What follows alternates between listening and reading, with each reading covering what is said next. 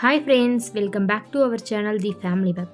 இன்றைக்கி நீங்கள் தீபாவளி விலாக் தான் பார்க்க போகிறீங்க. என்னடா தீபாவளி முடிஞ்சு இவ்வளோ நாள் ஆச்சு, இப்போ தான் வீடியோ போடுறேன்னு சொல்லி நினைக்காதீங்க. கொஞ்சம் பர்சனல் சுச்சுவேஷன், த்ரோட் பெயினும் இருந்தனால இப்போன்னு சொல்லி இவ்வளோ நாள் ஆயிடுச்சு. இதுக்கு ஃபர்ஸ்ட் ஆஃப் ஆல் ரொம்ப ரொம்ப சாரிங்க. தீபாவளி, பொங்கல் இந்த மாதிரி ஃபெஸ்டிவல் டைம்லாம் கண்டிப்பாக நாங்கள் ஊருக்கு போய் தான் செலிப்ரேட் பண்ணுவோம்.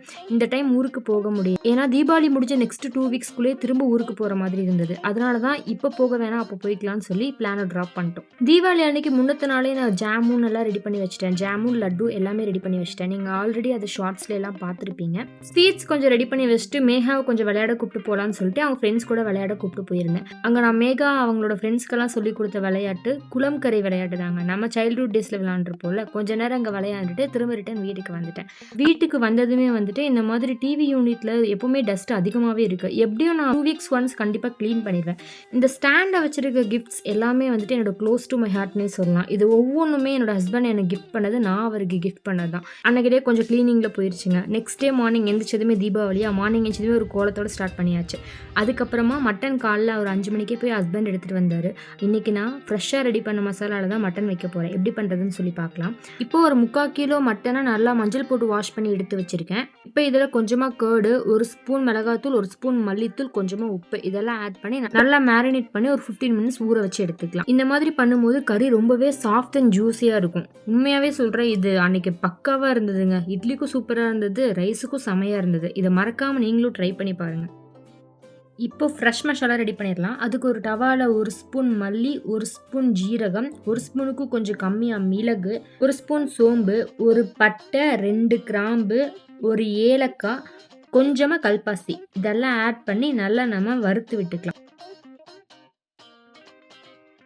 இது நல்லா ட்ரை ரோஸ்ட் பண்ணிட்டு இருக்கும் போதே நல்ல வாசம் வரும். அந்த ஸ்டேஜில் நம்ம இதில் கொஞ்சமாக ஆயில் ஊற்றிக்கலாம். இதில் வரமிளகா ஒரு 5 சேர்க்கணும். அதை நான் வீடியோ எடுக்க மறந்துட்டேன். ஒரு 5 வரமிளகா இது கூட சேர்த்து நல்லா வறுத்து எடுத்துக்கோங்க. இப்போ ஒரு டவாவில் கொஞ்சமாக எண்ணெய் ஆட் பண்ணிக்கலாம். 20லேருந்து 25 சின்ன வெங்காயத்தை தோல் உரிச்சு எடுத்து வச்சிருக்கேன். அதுவும் நான் இது கூட ஆட் பண்ணிக்கிறேன். இந்த வெங்காயத்தை நல்லா நம்ம வதக்கி விட்டுக்கலாம். இந்த வெங்காயம் நல்லா பொன்னிற ஆகிற வரைக்கும் இதை நம்ம நல்லா வதக்கி விட்டுக்கலாம்.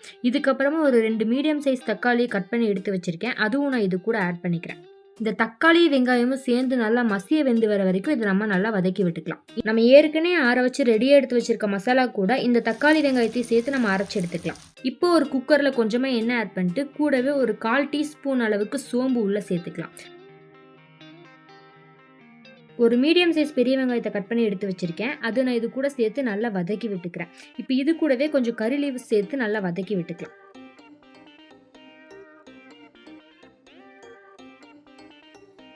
இதில் அப்படியே 1 ஸ்பூன் அளவுக்கு இஞ்சி பூண்டு பேஸ்ட் உள்ள சேர்த்துக்கலாம். இதில் இஞ்சி பூண்டு பேஸ்ட்டோட ராஸ்மெல் போகிற வரைக்கும் இதை நம்ம நல்லா வதக்கி விட்டுக்கலாம். இப்போ நம்ம ஆல்ரெடி ரெடியாக மேரினேட் பண்ணி எடுத்து வச்சிருக்க மட்டன் பீசஸை இதில் நம்ம இப்போ ஆட் பண்ணிக்கலாம். இந்த மட்டன் பீஸை பார்க்கும்போதே உங்களுக்கு தெரியும், நம்ம மேரினேட் பண்ணி வச்சிருக்க அந்த கேர்டோட சேர்ந்து நல்லா மிக்ஸ் ஆகி மசாலா நல்லா கோட் ஆகி வந்திருக்குங்க. ஒரு 2 நிமிஷம் நல்லா மூடி போட்டு வேக வச்சு எடுத்தோம்னா மட்டனில் இருக்க தண்ணியெல்லாம் அப்படியே வெளியே வந்திருக்குங்க. இப்போ இது கூடவே நம்ம அரைச்சி ரெடியாக வச்சிருக்க பேஸ்ட்டையும் நான் இது கூட ஆட் பண்ணிக்கிறேன். அப்புறம் குழம்புக்கு தேவையான அளவுக்கு தண்ணியும் நம்ம இது கூட சேர்த்துக்கலாம். கூடவே 1 ஸ்பூன் அளவுக்கு காஷ்மீரி மிளகாத்தூள் மட்டும் நான் இது கூட ஆட் பண்ணிருக்கேன். ஃபைனலாக இதில் கொத்தமல்லி இலையை தூவி குக்கரை லிட் போட்டு விசில் வச்சுக்கலாம். ஒரு 10 to 15 மினிட்ஸ் கழிச்சு ஓப்பன் பண்ணி பார்த்தோம்னா கறி சூப்பராக வெந்து வந்திருக்குங்க. நம்மளோட குழம்பு அப்படியே சூப்பர் டேஸ்ட்டாக இருக்கும். நீங்களும் ட்ரை பண்ணி பாருங்கள். கிச்சன் வேலையெல்லாம் முடிச்சுட்டு வந்ததுமே சாமிக்கு பூ வச்சிடலான்னு சொல்லி பூ தான் எடுத்து வச்சு சாமிக்கு ரூமை தான் டெக்கரேட் பண்ணிட்டு இருந்தேன். தீபாவளி ஃபர்ஸ்ட் டைம் நாங்கள் 3 பேரை மட்டும் செலிப்ரேட் பண்ணுறதுனால எங்கள் வீட்டில் எப்படியெல்லாம் பண்ணாங்களோ அந்த ப்ரொசீஜர்லாம் எனக்கு நல்லாவே ஞாபகம் இருக்கு. ஏன்னா சின்ன வயசுலேருந்து நம்ம பார்த்த ஒரு விஷயம் இல்லையா, ஸோ அதனால என் மைண்டில் நல்லாவே இருக்கு. எங்கள் வீட்டில் எப்படி செலிப்ரேட் பண்ணுவாங்களோ அதே மாதிரி தான் நான் இன்னைக்கு பண்ணியிருந்தேன். தீபாவளிக்கு நான் எடுத்துகிட்டு வந்திருந்த ட்ரெஸ் எல்லாத்துலேயுமே மஞ்சள் வச்சு எடுத்து வச்சுட்டு இருக்கேன். சாமி முன்னாடி வச்சுட்டு சாமி கும்பிட்டதுக்கு அப்புறமா தான் ட்ரெஸ் போடுவோம்.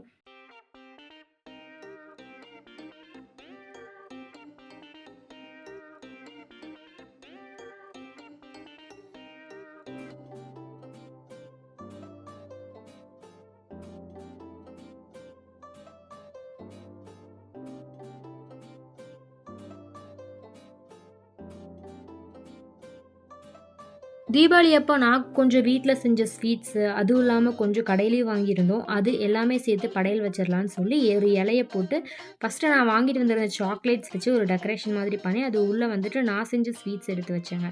ஸ்வீட் நான் வச்சுட்டு இருக்கும்போது மேகா வந்து நானும் வைக்கிறேன்னு சொல்லி சொன்னாங்க. சரி எதுக்கு அவளோட ஆசையை கெடுக்கணும், நானே அவளுக்கு எப்படி வைக்கணும்னு சொல்லி அவள் கையை பிடிச்சி சொல்லி கொடுத்தேன். நெக்ஸ்ட் டைம் அவங்களேயும் வைக்க ஆரம்பிச்சிட்டாங்க. ஒவ்வொரு விஷயம் பண்ணும்போது குழந்தைங்களுக்கு நம்ம பக்கத்தில் இருந்து சொல்லி கொடுத்தோன்னா கண்டிப்பாக அவங்களுக்கு ரெஜிஸ்டர் ஆகும். ஸோ நீங்கள் என்ன வேலை செஞ்சாங்களோ அவங்க டிஸ்டர்ப் பண்ணாமையும் இருப்பாங்க. அவங்கள கூட வச்சுட்டு வேலை செய்யும் போது நீங்களும் கொஞ்சம் ஃப்ரீயாக ஃபீல் பண்ணலாம். ஏன்னா அது நான் நிறைய டைம் ஃபீல் பண்ணியிருக்கேன். வேறு எங்கேயாவது விளையாண்டுட்டு இருக்கும்போது நம்மளுக்கு மைண்டு அங்கேயே இருக்குமா, பக்கத்தில் இருந்தாங்கன்னா நம்ம கொஞ்சம் ரிலாக்ஸ்டாகவும் வேலை செய்வோம்.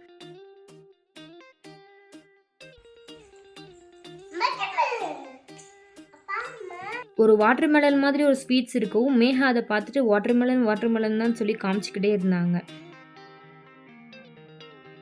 அப்படியே குலோப் ஜாமுனும் எடுத்து வச்சாச்சுங்க. இந்த குலோப் ஜாமுன் வச்சிருக்க வெள்ளி கிண்ணம் வந்துட்டு மேகாவுக்கு நான் ஃபஸ்ட்டு சாப்பாடு ஊட்டும் போது வாங்கின கிண்ணம். அது இப்போ வந்து நான் சாமி படையலுக்காகவே தனியாக எடுத்து வச்சுருக்கேன். இதை பார்க்கும்போது எனக்கு மேகா ஞாபகம், மேகாவுக்கு ஃபஸ்ட்டு ஊட்டி விட்ட ஞாபகம் தான் வருது. பூஜா ரூமில் விளக்கேற்றி முடிச்சுட்டு சாமியெல்லாம் வழிபடலான்னு சொல்லி எல்லாம் ப்ராப்பராக எடுத்து வச்சுட்டு இருந்தேன். அப்போ தான் ஞாபகம் வந்தது நான் இட்லியே எடுத்து வைக்கலன்னு சொல்லிட்டு. அப்புறம் போயிட்டு இட்லியும் நான் பண்ணியிருந்த கறி குழம்பு எடுத்துகிட்டு வந்து சாமிக்கு அதுவும் வச்சாச்சுங்க. தீபாவளி அப்போ மட்டும் சாமி படையல் கூட கறி குழம்பு எங்கள் வீட்டில் வைப்பாங்க. அதே மாதிரி தான் நான் ஃபாலோ பண்ணியும் சாமிக்கு நான் படையல்லே வச்சிட்டேன்.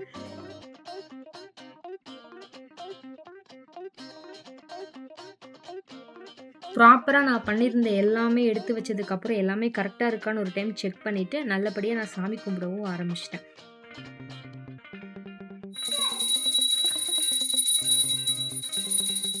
அதுக்கப்புறமா பிரேக்ஃபாஸ்ட்டெல்லாம் எடுத்ததுக்கப்புறமா தான் நான் நியூ ட்ரெஸ்ஸே எனக்கு போட்டேன். நான் 2 டாப் தான் எடுத்திருந்தேன். மார்னிங் வந்து ஒரு மெரூன் கலரில் ஒரு டாப் எடுத்திருந்தேன். ஈவினிங் வந்து ஒரு க்ரீன் கலரில் ஒரு டாப் எடுத்திருந்தேன். ஆஃப்டர்நூன் லஞ்சுக்கு சில்லி சிக்கனும் ஒரு மட்டன் ஒரு 400 கிராம் அளவுக்கு தனியாக எடுத்து வச்சுருந்தோம். அதில் வெறும் வந்து நல்லியாக இருந்ததா, ஸோ அதை சுக்கா மாதிரி ரெடி பண்ணி சாப்பிட்டுக்கிட்டோம். உண்மையாக சூப்பராக இருந்ததுங்க. ஆஃப்டர்நூன் லஞ்சு முடிச்சதுக்கப்புறம் பார்த்தா மழை வர மாதிரி இருந்தது கிளைமேட்டு. இன்றைக்கி பட்டாசு வெடிக்க முடியுமோ என்னமோன்னு சொல்லிட்டு ஒரே டவுட்லேயே இருந்தேன். ஏன்னா தீபாவளி அப்போ பட்டாசு இல்லாமல் எப்படி, ஆனால் அன்றைக்கி என்னமோ மழை பெய்யலை.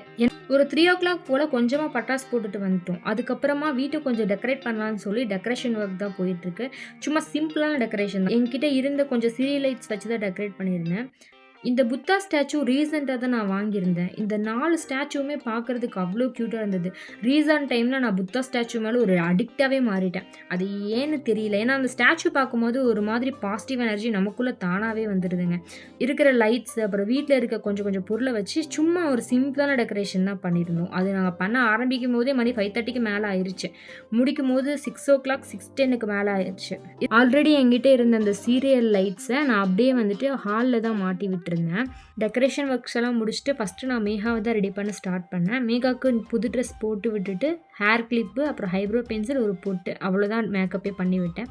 மேக்கப் பண்ணி முடிச்சதுக்கப்புறமா மேகா க்யூட்டுன்னு சொல்லிட்டு போனது பார்க்குறதுக்கு அழகாக இருந்தது. ஃபைனலாக நாங்கள் டெக்கரேஷன் பண்ணதை நீங்களே பாருங்கள். சைடில் கொஞ்சம் அந்த சீரியல் லைட்ஸ் சொன்னோம் இல்லையா, அங்கே வந்துட்டு பாருங்களேன் அந்த லைட்ஸ் எல்லாம் வந்து பார்க்குறதுக்கே அவ்வளோ க்ரீனிஷாக சூப்பராக இருந்ததுங்க. அப்புறம் என்கிட்ட இருந்த கொஞ்சம் சீரியல் லைட்ஸ் அப்படியே சாமி ரூம்லேருந்து அந்த கிஃப்ட்ஸ் வரைக்கும் நான் போட்டு விட்டுருந்தேன். அது பார்க்குறதுக்கு உண்மையாக க்யூட்டாக இருந்தது. இந்த டெக்கரேஷன் பண்ணது, இந்த லைட்ஸ் வச்சது எங்களுக்கு ஹாப்பியோ இல்லையோ மேகாவுக்கு ரொம்பவே ஹாப்பி. உள்ளே வெளியே தான். அது உள்ளே வந்துட்டு வெளியே போயிட்டு திரும்ப பார்த்து ரசிச்சுட்டே இருந்தாங்க. ஆனால் பிகினிங்லேயே நான் அந்த லைட்டை தொடக்கூடாதுன்னு சொல்லி கொடுத்தனால இப்போ வரைக்கும் அவங்க லைட்டெல்லாம் தொட மாட்டாங்க. ஸோ தூரத்தில் இருந்தே அந்த லைட்டோட வெளிச்சம் அதெல்லாம் பார்த்துட்டு அந்த கலர்ஸ் எல்லாம் ஐடென்டிஃபை பண்ணுறது அதெல்லாம் பண்ணி விளையாண்டுட்டு இருந்தோம். இந்த கிஃப்ட்ஸை தான் முன்னாடியே சொல்லியிருப்பேன். இதில் நிறைய ஸ்டோரிஸ் இருக்குது. அந்த ஸ்டோரிஸ் எல்லாமே உங்கள் கூட நான் கண்டிப்பாக ஒரு நாள் ஷேர் பண்ணுறேங்க. அப்புறம் நான் ஆன்லைன்லேருந்து ஒரு விளக்கு மாதிரி ஒரு செட்டு வாங்கியிருந்தேன். இது ஆக்சுவலி பிளாஸ்டிக் தான். இதில் நம்ம தீபம் ஏற்றி வச்சோன்னா அதோட ரிஃப்ளெக்ஷன் அப்படியே வந்துட்டு கீழே படுது. ஸோ இதில் நீங்கள் பார்த்தாலே தெரியும், இந்த வீடியோவில் கீழே ரிஃப்ளெக்ஷன் படும். அதுக்கப்புறமா மாடிக்கு போயிட்டு கொஞ்சம் கிராக்கர்ஸ் எல்லாம் வைக்க ஸ்டார்ட் பண்ணோம். இந்த ஸ்கை பட்டாசு அப்புறம் ஷார்ட்ஸு இதெல்லாம் மாடியில் வச்சுட்டு வந்துட்டோம். வீட்டுக்கு முன்னாடி வந்து ஃப்ளவர் பாட்டு, தங்கு சக்கரா இதெல்லாம் வீட்டுக்கு முன்னாடி வச்சு வெடித்தோம். 8 பாக்ஸ் தான் வாங்கியிருந்தோம். அதுலேருந்து கிராக்கர்ஸ் எல்லாமே 2 daysலேயே வச்சு கம்ப்ளீட் பண்ணிட்டோம். ஃபஸ்ட்டெல்லாம் சைல்ட்ஹுட் டேஸில் கொஞ்சமாக நம்ம கார்த்திகை தீபத்துக்கு எடுத்து வச்சிருப்போம்ல. ஆனால் இப்போ நான் இருக்கிற கிளைமேட்டில் அது சாத்தியம் இல்லை. அதனால் நான் எடுத்து வைக்கவும் இல்லை. அப்புறமா என்னோட ஹஸ்பண்ட் நான் நைட் ஷோ மூவிக்கு போனதே இல்லைன்னு அவருக்கு தெரியும். இன்னைக்கு அமரன் மூவி ரிலீஸ் ஆனனால போகலாமான்னு சொல்லி கேட்டு டிக்கெட்டும் புக் பண்ணிட்டாரு. இந்த தீபாவளி உண்மையாகவே எங்களுக்கு ஹாப்பியாக போச்சுங்க. நீங்களும் ரொம்பவே ஹாப்பியாக செலிப்ரேட் பண்ணியிருப்பீங்கன்னு நம்புகிறேன். எங்களோட சேனல் உங்களுக்கு பிடிச்சிருந்தா மறக்காமல் லைக் அண்ட் சப்ஸ்கிரைப் பண்ணிக்கோங்க. Bye friends.